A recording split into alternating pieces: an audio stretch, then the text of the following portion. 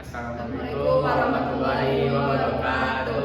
Kami dari kelompok 1 kelas R1 Audit Lingkungan akan memperkenalkan diri. Perkenalkan, saya Tiara Rapadina Putri sebagai auditi PT Sido Muncul. Saya Salwana Jo Citra sebagai auditor pada bidang limbah B3 dan non B3. Saya Muhammad Abdul Aziz sebagai auditor pada bidang pengendalian sumber daya air dan juga kualitas udara.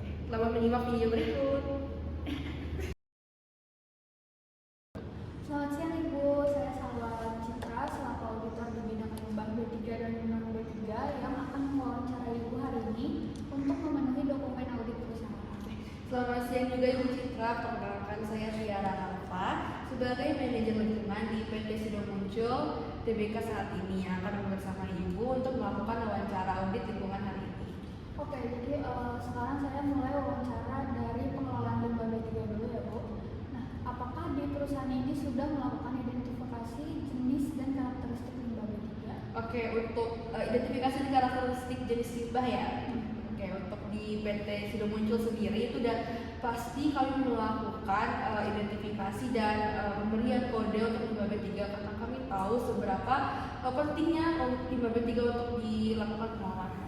Oke, selanjutnya di sini itu terdapat penyimpanan limbah B3 dengan waktu tertentu nggak ya Bu? Iya, pastinya di PT Sido Muncul sendiri itu untuk pencatatan limbah B3 itu kami lakukan rutin selama 3 bulan sekali dan kalau misalnya dan tidak pernah telat gitu untuk melakukan pencatatan itu.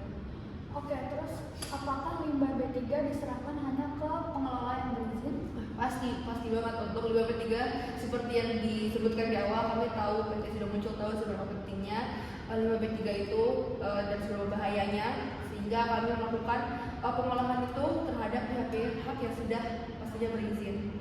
Oke, selanjutnya kita ke pengelolaan limbah B3 ya Bu. Di perusahaan ini telah melakukan pemilahan limbah non B3 seperti organik, anorganik, dan daur ulang. Pasti. Ini mungkin bisa lihat juga tadi di depan banyak sekali tempat sampah yang sudah dilakukan pemisahan antara organik dan anorganik juga untuk yang lainnya juga. Dan kami juga melaporkan masalah sampah limbah non B3 ini kepada pihak-pihak terkait seperti dinas lingkungan hidup. Oke, selanjutnya apakah tersedia tempat penampungan sementara limbah non B3 yang memenuhi standar kebersihan dan keamanan? Iya, pasti banget.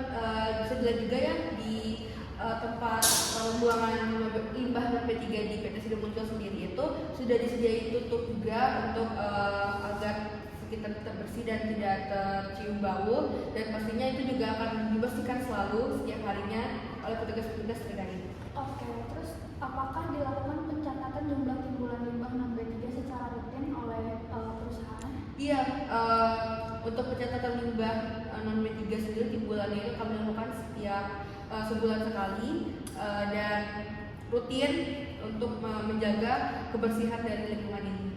Oke, sejauh ini itu aja sih Bu yang akan saya wawancarai seputar limbah B3 dan non B3-nya. Jadi dari hasil audit hari ini saya simpulkan bahwa perusahaan PT Sido Muncul sudah mengidentifikasi limbah B3 dan non B3 dan menyerahkan ke pengelola limbah berizin serta sudah melakukan pencatatan timbulan limbah non B3. Terima kasih Bu. Terima kasih banyak Ibu.